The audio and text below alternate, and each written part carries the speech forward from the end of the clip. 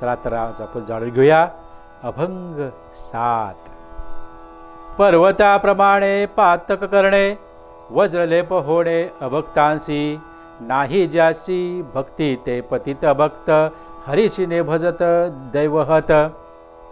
अनंत वाचाळ बरळती बरळ, त्या कैची दयाळ पावे हरी. ज्ञानदेवा प्रमाण आत्मा हा निधान, सर्वाघटी पूर्ण एक नांदे. हरिमुखे म्हणा हरिमुखे म्हणा, ओम नमो नारायणाय.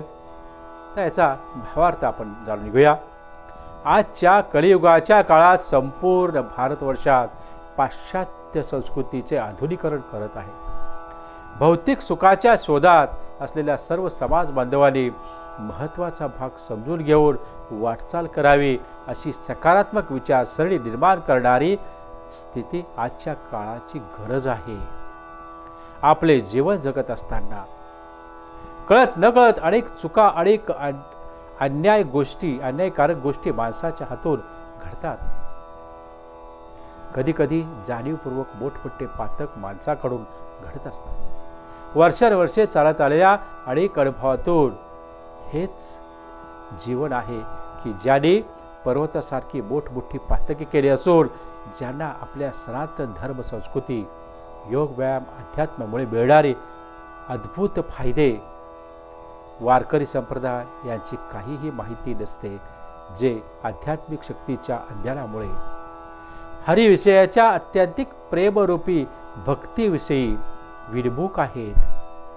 म्हणजेच जे अभक्त आहेत त्यांचे ते पातक कोणत्याही अन्य उपायाने नाहीसे होत नाही.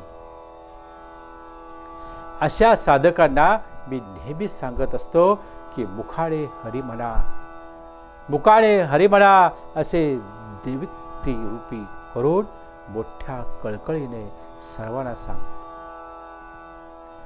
यासोबत भगवान श्री हरी विष्णू नारायणाचा ओम नमो नारायणाय या मंत्राचा उच्चार करून समाधानी आरोग्यदायी लाभ प्राप्त करून घेण्यासाठी ध्यान, प्राणायाम याचा समन्वय साधून असे जर केलं तर काय होईल, आपले सात्विकता आपल्यामध्ये, आपल्या